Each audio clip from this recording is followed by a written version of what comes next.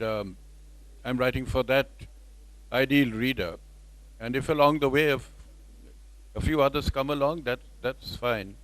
But so the audience, in a way, for me, hasn't changed. The stories I wrote 50, 60 years ago um, were written for the same kind of audience that I write for now. Just can I ask one follow-up? Okay, sure.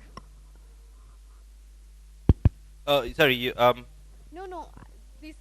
yeah. No, see, the thing is that there has to be, I mean, and books are really the best way to do it, because there has to be a great amount of trust between the reader and the writer. Whether, and this is true for any process of art, whether you're creating music, whether you're acting, whether you're drawing, um, the moment you start questioning your own process in the sense of, I've imagined this, will anyone else be able to? Then I think you're losing out. You don't tell stories by demographic. You tell a story that inspires you, that you love, that sets your own imagination at work, right? And you have to trust that your reader, your viewer, in whatever form, in whatever medium they're consuming, they'll understand you, because people don't change. Times change, technology changes, um, whatever's trending changes, but the best stories will live forever in whatever medium they're told, right? So if you're asking this question as someone who's trying to think about, I want to tell a story, but what is interesting to people? What will anyone other than me and my mother like? Stop worrying about this. Tell a story that is close to your heart, that inspires you, that excites you. It will work. So if you have a Q&A session like this, and there's one student who can, during a Q&A session, grow 50 hands. And so his hand crops up everywhere to ask the question, so he always gets the mic. Is that interesting? The fact that there are 50 hands coming up, and none of them are yours. But obviously you'll say no, because you're going to win this argument with me. The point is this: imagination is not specific to a certain moment in time. To actually interest and excite someone, you just have to, as we have two great practitioners, take you somewhere. Take you somewhere emotionally, take you somewhere in your imagination where you've not been before. That is the function of great art. To take you to a place where you haven't been. And that doesn't matter whether you're on your iPad today or whether you were on a slate with a blackboard yesterday.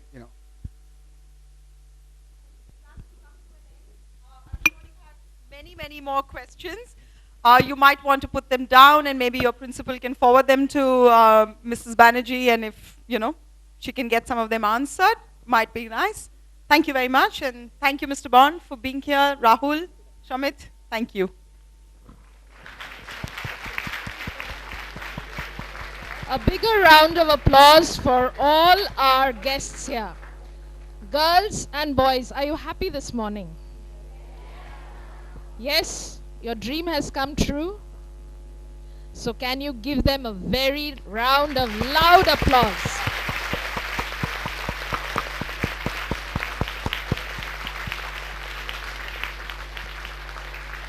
All good things come to an end. And so we have to move on to the next session. But before I move on to the next session, we will request the Readers Club students to escort our guests down.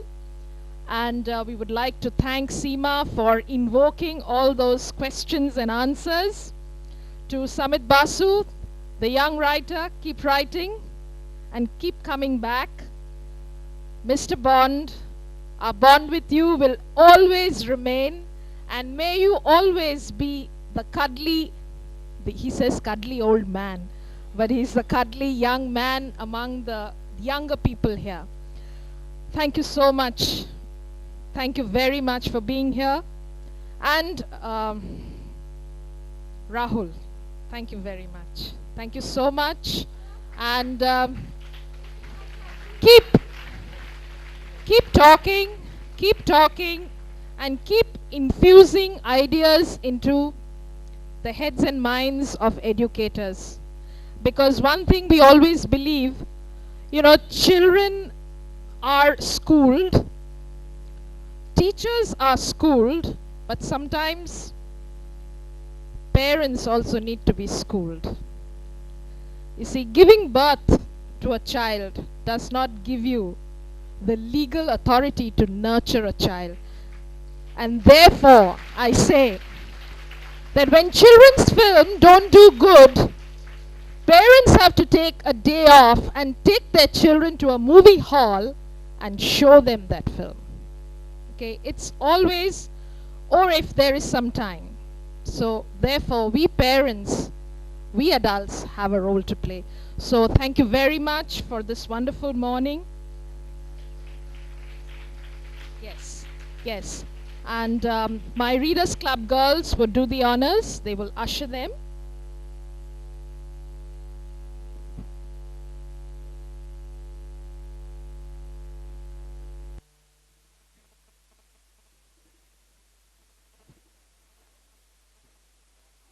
Have a little break of about, I can only give you 10 minutes because we are running behind schedule. So just 10 minutes, a short break, and then we begin our second session.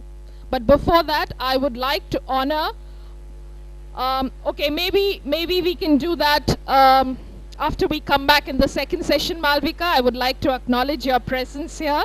So we will just wait for 10 minutes and then restart our session.